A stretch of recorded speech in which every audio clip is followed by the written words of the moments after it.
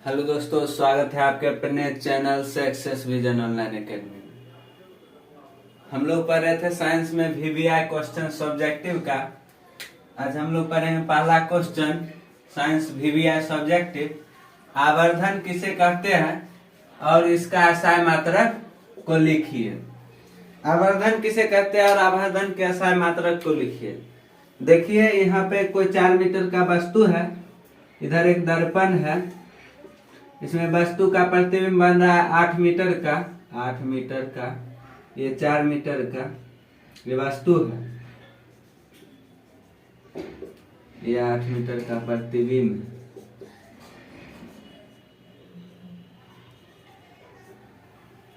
वस्तु 4 मीटर का, प्रतिबिंब 8 मीटर का बन रहा है। ये कहता है पर आवर्धन का परिभाषा होता है प्रतिबिंब की ऊंचाई तथा वस्तु की ऊंचाई के अनुपात को आवर्धन कहते हैं। यहाँ देखिए, प्रतिबिंब की ऊंचाई, प्रतिबिंब का ऊंचाई है यहाँ 8 मीटर, यहाँ हो जाएगा 8 मीटर बट्टे वस्तु की ऊंचाई है 4 मीटर, 4 मीटर। ये कहता है प्रतिबिंब की ऊंचाई तथा वस्तु की ऊंचाई, प्रतिबिंब की ऊंचाई तथा वस्तु की ऊंचाई के अनुपात को आवर्धन कहते हैं। यहाँ हो गया प्रतिबिंब की ऊंचाई 8 मीटर और वस्तु की ऊंचाई के अनुपात को आवर्धन कहते हैं। देखिए, यहाँ मीटर से मीटर कट जाएगा, आवर्धन मात्रक विहीन होता है, आवर्धन का कोई मात्रक नहीं होता।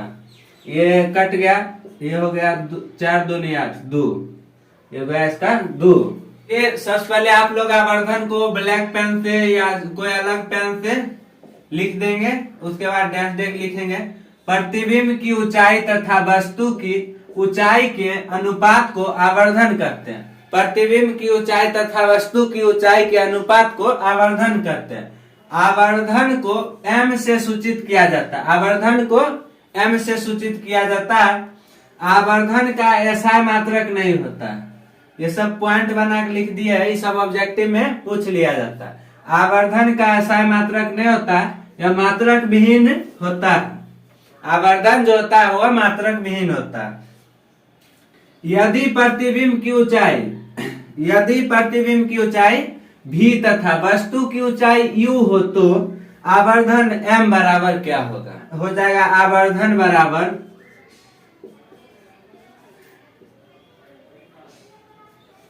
आवर्धन बराबर यहाँ बोल रहा है प्रतिबिंब की ऊंचाई भी। यहाँ देखिए परिभाषा, प्रतिबिंब की ऊंचाई, प्रतिबिंब की ऊंचाई भी है, उसके बाद वस्तु की ऊंचाई के अनुपात को, वस्तु की ऊंचाई, वस्तु की ऊंचाई u है, के अनुपात को आवर्धन करते हैं, के अनुपात को आवर्धन करते हैं। प्रतिबिंब की ऊंचाई और वस्तु की ऊंचाई के अनुपात को आवर्धन करते हैं। यहाँ हो गया आवर्धन बराबर v बट्टे u। ये ऑब्जेक्टिव में पूछ लिया जाता है। यहाँ हम लिख दिया आवर्धन, आवर्धन को m से सूचित करते हैं, इसलिए m बराबर v बट्टा u होता है। साथियों, अब आते क्वेश्चन नंबर 2 की ओर। क्वेश्चन नंबर 2 कहता है पानी में डूबी हुई लकड़ी मुड़ी हुई प्रतीत होती है क्यों? पानी में डूबी हुई लकड़ी मुड़ी हुई प्रतीत होती है क्यों? इसका उत्तर हो जाएगा, पानी में डूबी हुई लकड़ी मुड़ी हुई प्रतीत इसलिए होती है जब प्रकाश की किरण विरल माध्यम से सघन माध्यम में प्रवेश करती है तो वह अभिलंब की ओर मुड़ जाती है। यही कारण है कि पानी में डूबी हुई लकड़ी मुड़ी हुई प्रतीत होती है। चलिए इसको फिगर के माध्यम से समझते हैं। यहाँ एक गमला है,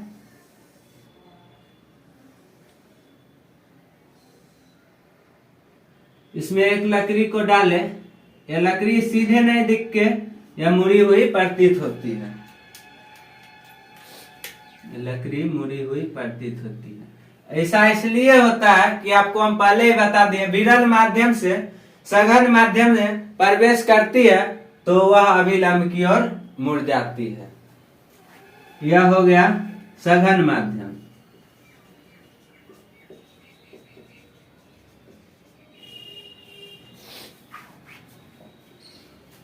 ये हो गया वायु, वायु नीचे हो गया जल, ये हो गया विरल माध्यम।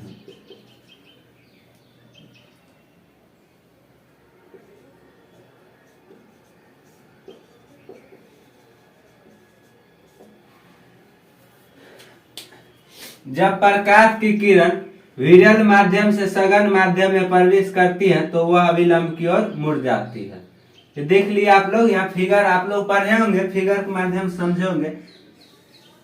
ये माध्यम हो गया दो पार्ट डिवाइड करके, इधर हो गया विरल माध्यम, विरल माध्यम, नीचे हो गया सघन माध्यम,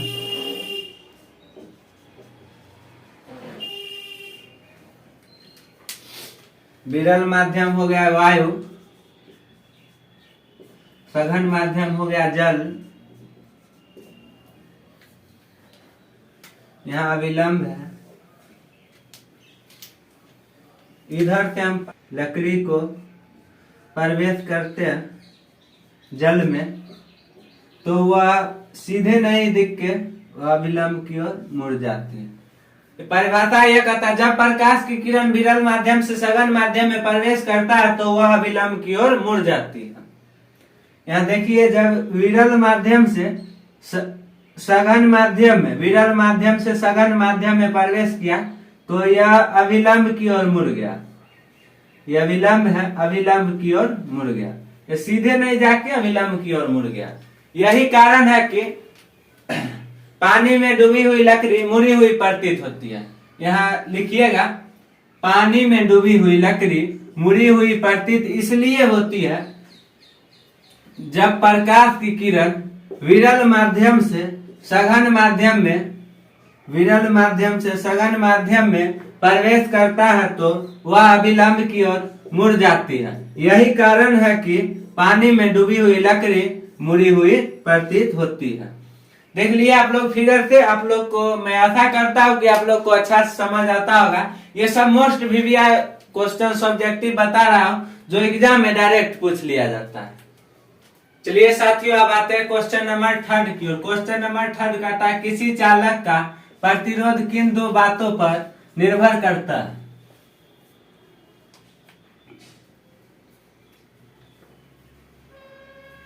क्वेश्चन नंबर 3 कहता है किसी चालक का प्रतिरोध किन बातों पर निर्भर करता है, किन दो बातों पर निर्भर करता है,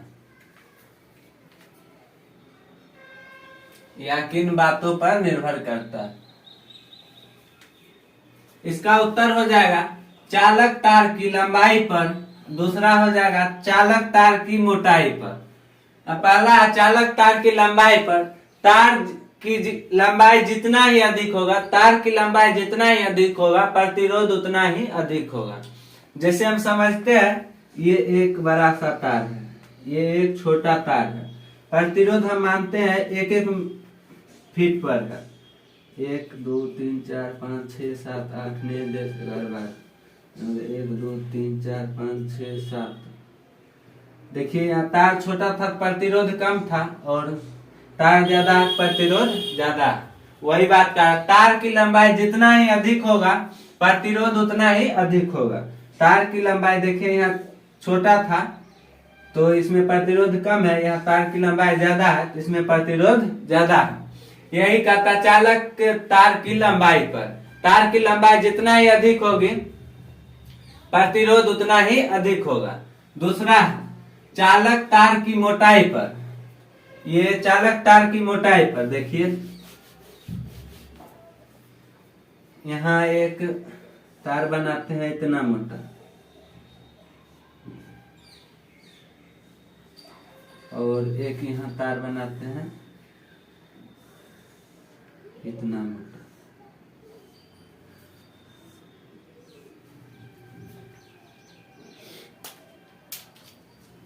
देखिए यहाँ प्रतिरोध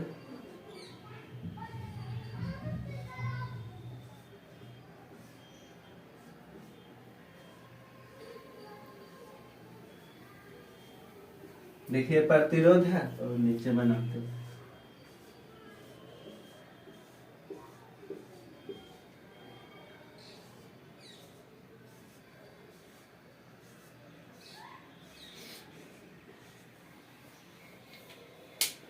आपको पूछेगा कि धारा किसके हो, आप किसके हो, आप ही से पूछेगा। आपके दोनों साइड पत्थर है, आप किस हो सबसे पहले आप उस पार चल जाएंगे, तो आप इस हो के जाएंगे। देखिए यहाँ यहाँ सटते सटते जाइएगा, लेकिन यहाँ जाइएगा सीधे चल जाएगा, कहीं पत्थर और कुछ नहीं ठेगा। वही बात इसमें कहता है चालक तार की मोटाई पर, तार जितना ही मोटा होगा प्रतिरोध उतना ही कम होगा। देखिए तार मोटा है, प्रतिरोध कम है, धारा प्रवाहित हो जाएगा डायरेक्ट। तार जितना ही मोटा होगा उतना प्रतिरोध कम होगा। देखिए प्रतिरोध कम है ना। तार जितना ही पतला होगा प्रतिरोध उतना ही अधिक होगा। देखिए तार पतला है, प्रतिरोध यहाँ देखिए अधिक है।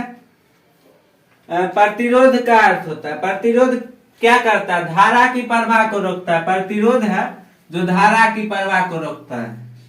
प्रतिरोध सबसे पहले जाने, प्रतिरोध, प्रतिरोध धारा की प्रवाह को रोकता है, धारा की प्रवाह को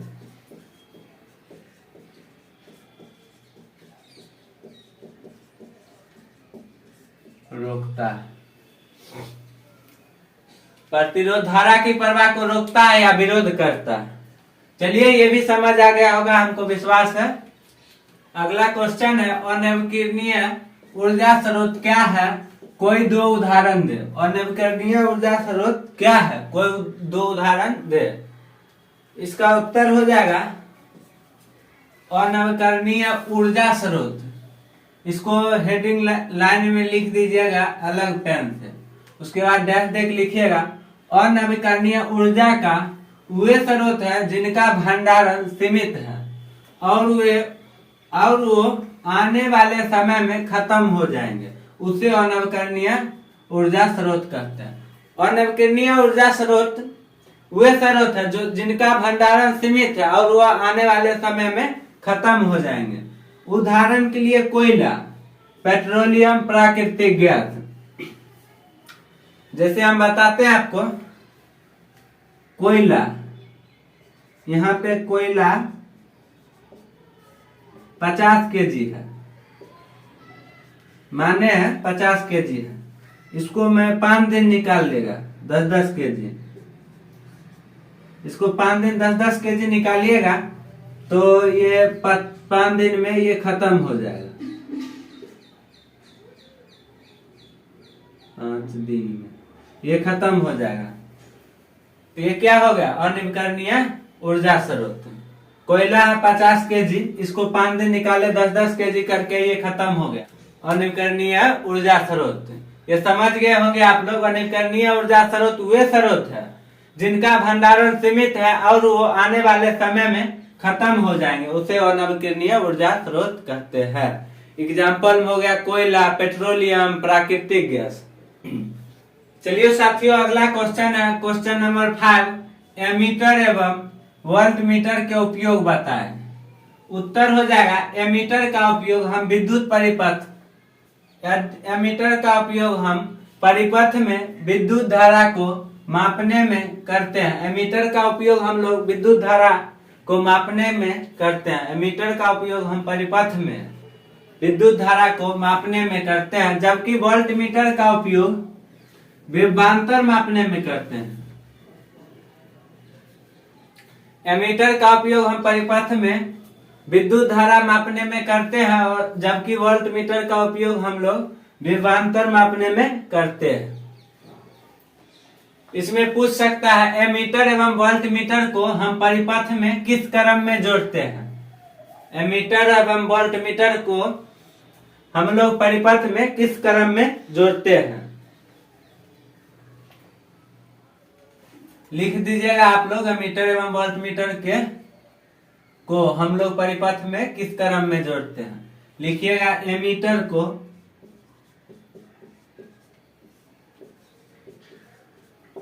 श्रेणी क्रम में,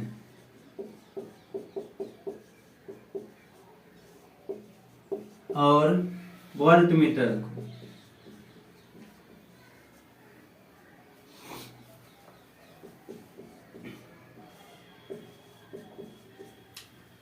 समांतर क्रम में।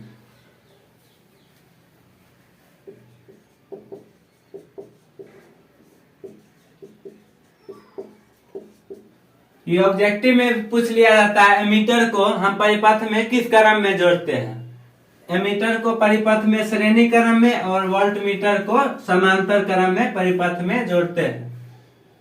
चलिए अब आते हैं क्वेश्चन नंबर 6 कहता है क्वेश्चन नंबर धातु और अधातु में अंतर। धातु और अधातु में अंतर स्पष्ट करे या बताए। क्वेश्चन पूछ सकता है, ये बिहार बोर्ड में क्वेश्चन पूछा गया क्लास 10th में। इसका उत्तर हो जाएगा धातु और अधातु में अंतर निम्नलिखित है। एक पेज को दो पार्ट में डिवाइड करेंगे, एक साइड लिखेंगे धातु, एक साइड लिखेंगे अधातु। धातु में पहला लिखेंगे विद्युत तथा उष्मा का सुचालक होता है। विद्युत तथा उष्मा का सुचालक होता है। धातु विद्युत तथा उष्मा का सुचालक होता है। धातु को गर्म कर सकते हैं। अधातु विद्युत तथा उष्मा का कुचालक होता है। धातु में पहला हो जाएगा विद्युत तथा उष्मा का कुचालक होता है। अधातु जो होता है विद्युत तथा उष्मा का कुचालक होता है, अर्थात अधातु को गर्म नहीं कर सकते हैं।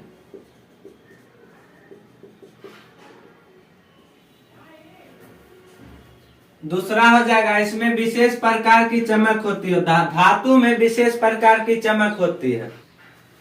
धातु में विशेष प्रकार की चमक होती है। दूसरा हो जाएगा इसमें और धातु में आयोडीन तथा ग्रेफाइट को छोड़कर, आयोडीन तथा ग्रेफाइट को छोड़कर किसी अधातु में चमक नहीं होती है। आयोडीन तथा ग्रेफाइट को छोड़कर किसी अधातु में चमक नहीं होती है। तीसरा हो जाएगा इनमें विशेष प्रकार की ध्वनि उत्पन्न करने की क्षमता होती है। धातु जो होती है उसमें विशेष प्रकार की ध्वनि उत्पन्न करने की क्षमता होती है, लेकिन धातु में धातु के समान ध्वनि उत्पन्न करने की क्षमता नहीं होती। धातु के समान ध्वनि उत्पन्न और धातु नहीं कर सकता है। तीसरा हो गया। चौथा है अम्लों के साथ अभिक्रिया करके हाइड्रोजन गैस देते हैं। धातु जो होते हैं वो अम्लों के साथ अभिक्रिया करके हाइड्रोजन गैस देते हैं और धातु में अम्लों से अभिक्रिया नहीं होती है। और धातु में अम्लों से अभिक्रिया नहीं होती है। पांचवा हो जाएगा धातु को पीटने पर बढ़ते हैं। धातु को पीटने पर बढ़ते हैं तथा इसके तार खींचे जा सकते हैं। धातु के तार खींचे जा सकते हैं और धातु को पीट पीट के लंबाई बढ़ा सकते हैं। धातु पीटने पर बढ़ते हैं जबकि अधातु पीटने पर टूट जाते हैं तथा इसके तार भी नहीं खींचे जा सकते। अधातु के तार भी नहीं खींचे जा सकते और धातु को पीटने पर टूट जाते हैं। ये था धातु और अधातु में अंतर। ऐसे लिख दीजिएगा, आपको पूरा 2 मार्क्स मिलेगा। VVI क्वेश्चन था, अभी हम बता रहे हैं ओनली VVI क्वेश्चन जो बिहार बोर्ड पूछता है।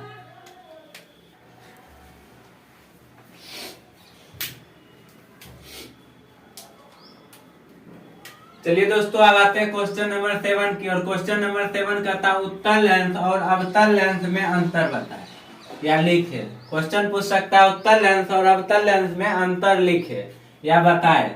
उत्तर हो जाएगा उत्तल लेंस और अवतल लेंस में अंतर निम्नलिखित है।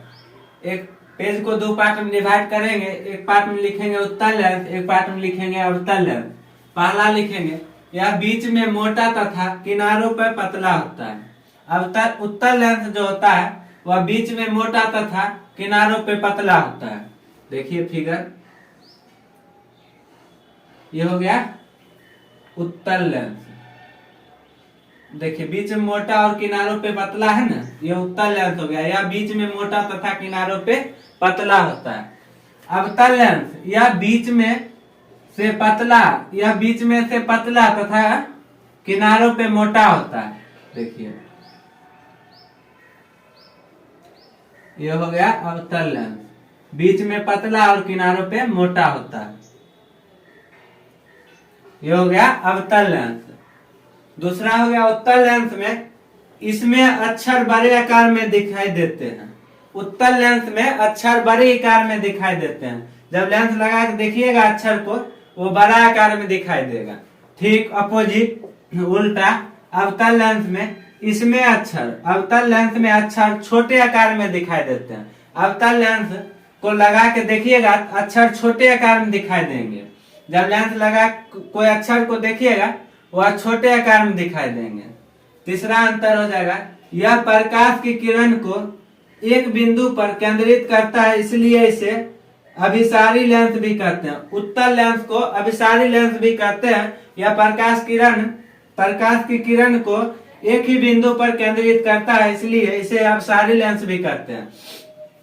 प्रकाश की किरण जाता है, यहाँ देखिए ये हो गया उत्तल लेंस। प्रकाश की किरण जाता है, ये एक ही बिंदु पर केंद्रित करता है। यह देखिए केंद्र हो गया, जितने लेंस जाएगा सब ये एक बिंदु पर केंद्रित हो जाएगा, इसलिए इसे अभिसारी लेंस भी कहते हैं। अवतल लेंस हो जाएगा, यह प्रकाश किरण पुंज को फैला देता है, इसलिए इसे अपसारी लेंस कहते हैं। देखिए ये हो गया अवतल लेंस। यहाँ देखिए किरण आएगा वह फैल जाएगा, ऐसे फैल जाएगा। इधर से आया प्रकाश, यहाँ एक बिंदु से गया और ये फैला देता है,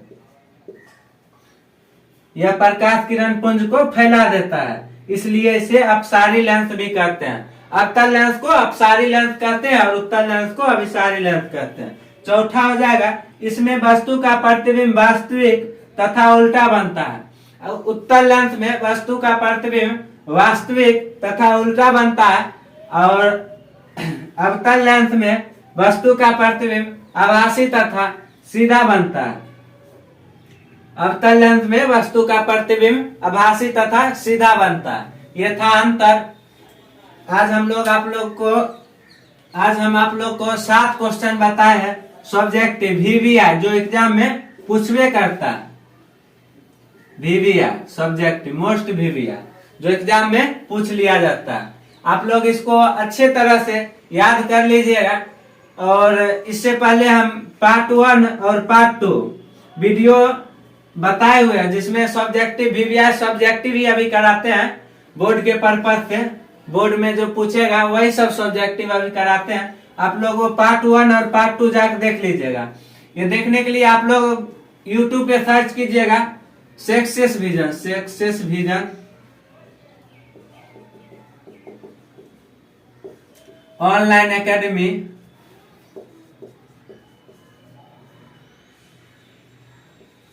सर्च कीजिएगा, उसके बाद आ जाएगा मेरा चैनल। उस चैनल पे जाइएगा और प्ले लिस्ट में जाइएगा, उसमें होगा क्लास 10th VVI सब्जेक्टिव 2024। उसमें जाके आप लोग देख लीजिएगा पार्ट 1 और पार्ट 2।